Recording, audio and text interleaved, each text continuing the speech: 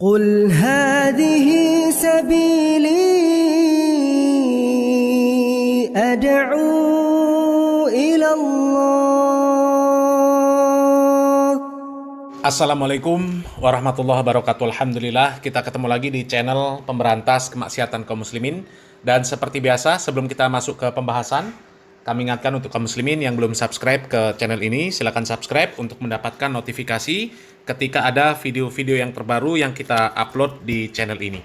Dan untuk yang sudah subscribe, kami ucapkan jazakumullahu khairan katsira. Dan kaum muslimin, kali ini kita akan membahas tentang kebodohan orang-orang Banser kaum muslimin. Banser yang selama ini selalu berkoar-koar, ya, cinta NKRI, cinta perdamaian, yang paling terdepan dalam toleransi. Bahkan karena saking toleransinya, banyak sekali video-video mereka yang kebablasan kaum muslimin dalam toleransi, ya. Mereka ikut acara di dalam gereja, mereka ikut nyanyi-nyanyi dalam gereja, mereka ikut ibadah orang-orang kafir. Bahkan belum lama ini viral video biksu yang berdoa di dalam masjid dikawal sama Banser. Bahkan ada orang-orang yang sampai sepertinya ngalap barokah lah kepada para biksu itu kaum muslimin. Na'udzubillah min dalik. Demi toleransi, ya, dengan alasan toleransi, demi alasan NKRI, mereka rela mencampur adukkan antara yang hak dengan yang batil. Bayangkan masjid yang dijadikan tempat untuk mentauhidkan Allah Subhanahu wa taala, untuk memurnikan ibadah kepada Allah Subhanahu wa taala, ya, mereka jadikan tempat untuk berdoa para biksu. Itu kan namanya mencampur adukkan antara yang hak dengan yang batil, mencampur adukkan antara tauhid dengan kesyirikan. Masjid tempat untuk mentauhidkan Allah Subhanahu wa taala, kok dijadikan tempat untuk berdoa para biksu yang mereka ini tidak berdoa kepada Allah Subhanahu wa taala. Bahkan mereka tidak menganggap Allah Subhanahu wa taala itu sebagai Rob, sebagai Tuhan. Ya, ini gimana ceritanya? Rumah Allah dijadikan untuk menyekutukan Allah dan dikawal oleh Banser dengan alasan toleransi. Nah, sekarang orang-orang Banser, kelompok Banser ini kena batunya kaum muslimin, ya. Belum lama ini mereka menggelar acara apel kesetiaan, ya, namanya apel kesetiaan di Bali kaum muslimin. Dan katanya di sana itu dihadiri puluhan ribu Banser, ya, Banser dan Pagar Nusa. Ya, coba kita lihat cuplikan videonya kaum muslimin. Jadi perlu saya tegaskan bahwa apel ini tidak ada kaitan dengan politik, soal muktamar sesuatu yang berbeda. Tapi apel di Bali salah satunya adalah satu, kita juga ingin turut serta memeriahkan pariwisata di Bali. Buktinya adalah tempat ini saya dapat cerita, ini tidak pernah digunakan sebelumnya oleh acara apapun. Dengan kemudian kehadiran semua pasukan kita, ini menjadi ramai dan ke depan kita berharap ini tempat menjadi ramai kembali.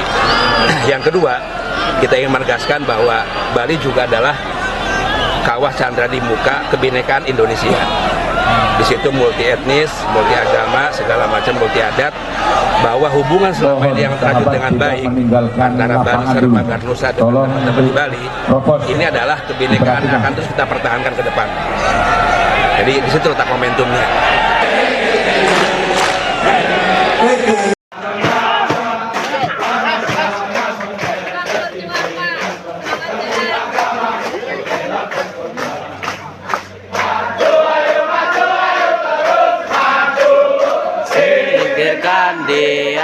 Tuh kaum muslimin, mereka bangga bisa apel di Bali dengan anggota yang puluhan ribu, yang katanya salah satu tujuan dari apel di Bali itu adalah untuk memeriahkan pariwisata di Bali. Tapi ternyata kaum muslimin, apel Banser ini ditolak oleh raja-raja Bali. Karena keberadaan Banser di sana itu dinilai mengganggu pariwisata yang ada di Bali kaum muslimin. Jadi apa hasilnya toleransi yang kalian koar-koarkan selama ini, wahai Banser? Kita baca beritanya kaum muslimin. Ini berita dari Solopost News, solopos.com kaum muslimin. Apel besar Banser ditolak raja-raja Bali. Gus Yahya tarik mereka pulang kampung. Nah, ya.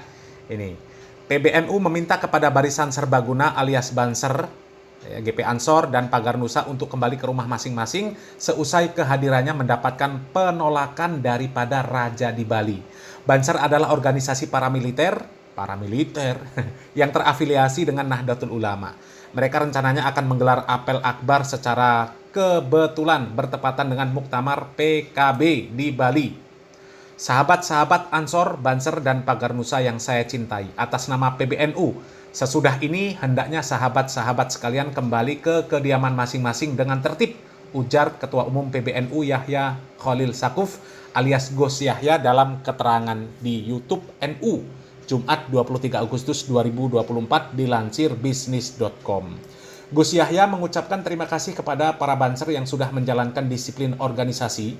Namun demikian, ia juga meminta Banser untuk tetap bersiap untuk menjalankan perintah selanjutnya. Kepada masyarakat Bali yang kami cintai, kami ucapkan terima kasih atas keramah tamahan, pengertian, dan keterbukaan hati untuk menerima Ansor Banser dan Pagar Nusa, kader-kader kami. Jelasnya. Kan ditolak, bukan diterima. Ya, ditolak Raja Bali ini kaum muslimin ya. Sebelumnya, para penglingsir atau tokoh puri di Bali menolak kegiatan apel akbar Barisan Serbaguna, Banser GP Ansor yang dilaksanakan.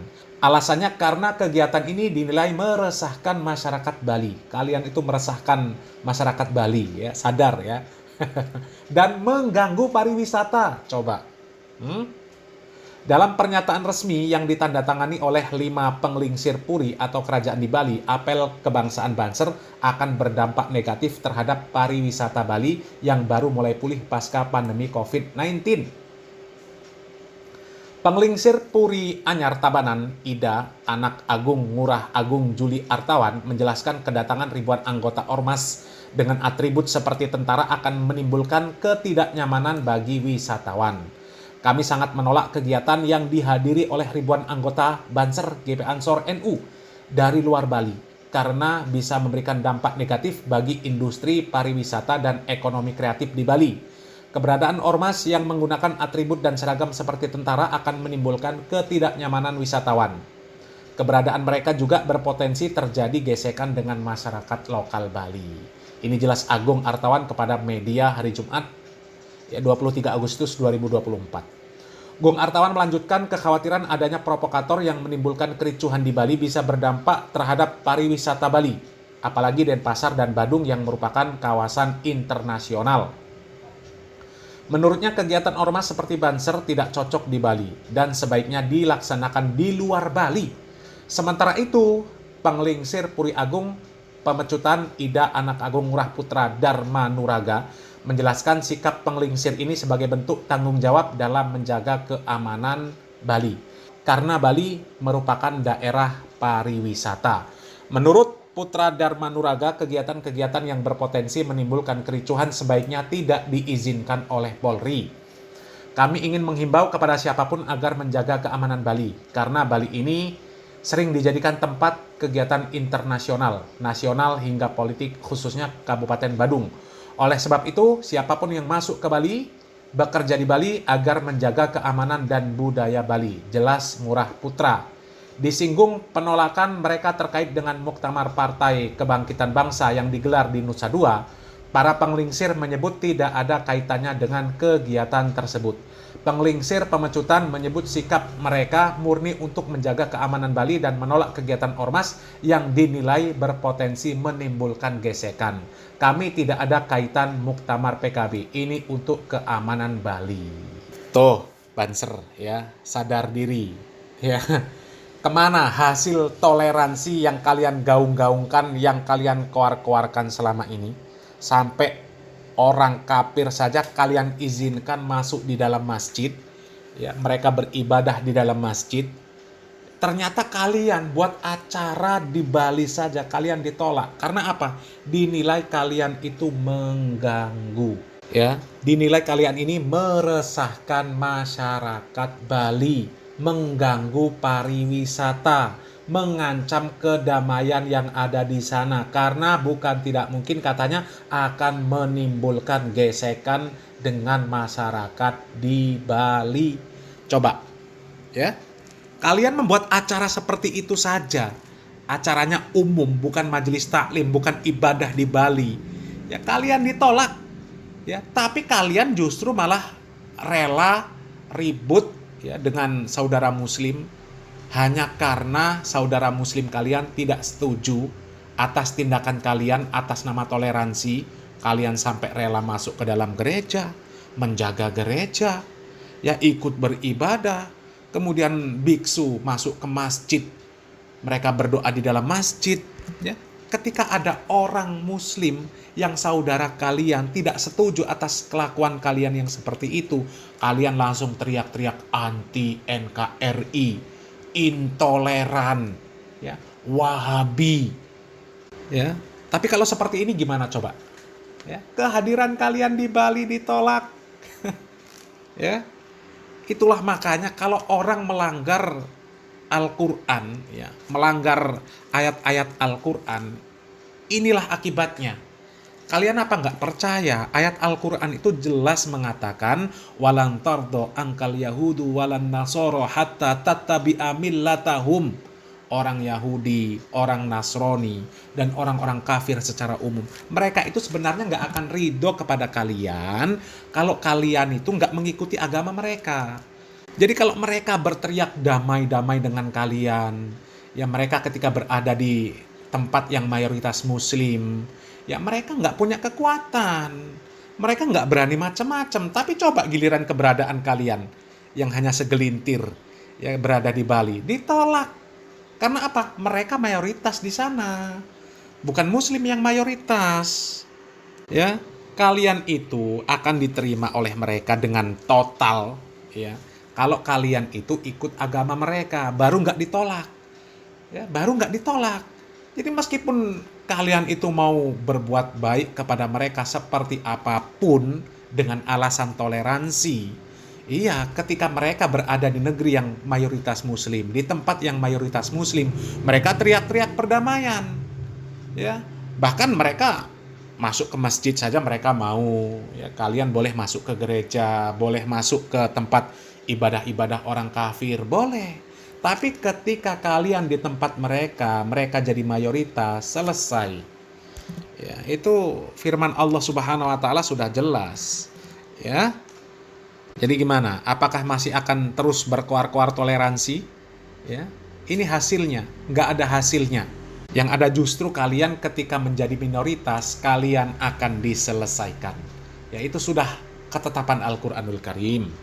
Ya, toleransi itu bukan berarti kita mencampur adukkan antara yang hak dengan yang batil. Bukan berarti kita harus ta'awun dalam perkara ibadah mereka. Nabi Muhammad SAW, para sahabat tidak pernah ta'awun alal ismi wal udwan, tidak pernah ta'awun untuk keburukan. Ya, apalagi sampai ibadah mereka dijaga. Ya, kalian rela sholat di dalam tempat ibadah mereka. Patung-patung berhala mereka kalian ikut mengarak, ikut memuliakan. Itu namanya kebablasan. Itu toleransi yang kebablasan. Toleransi itu lakum dinukum waliyadin. Ya, bagi kami agama kami, bagi kalian agama kalian. Kalian mau menjalankan ibadah kalian, ya silakan, kami tidak mengganggu. Kalian juga tidak boleh mengganggu ibadah kami. Ya, biarkan saja mereka beribadah, nggak boleh kita mengganggu dan nggak boleh mereka mengganggu kita. Tapi kalau urusan duniawi, urusan muamalah perkara duniawi, ya, maka boleh kita berbuat baik kepada mereka. Mereka susah, nggak punya makan, kita bantu.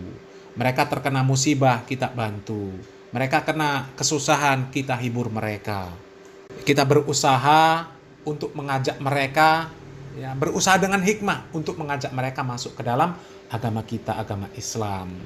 Bukan malah kita yang ikut mereka, ikut memeriahkan ibadah mereka, mengizinkan mereka untuk masuk ke dalam masjid, beribadah di dalam masjid, apalagi sampai minta barokah ke mereka. Itu namanya toleransi yang kebablasan.